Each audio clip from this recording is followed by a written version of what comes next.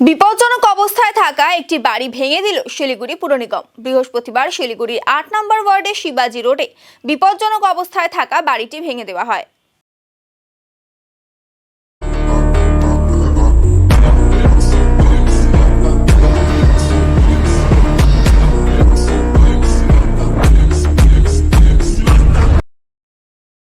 প্রায় ৮০ বছর পুরনো বাড়িটিতে বেশ কিছু দোকান ও লোকজন ভাড়া থাকতেন। এর আগেও পুর নিগমের তরফে বাড়ির মালিককে নোটিশ দেওয়া হয়।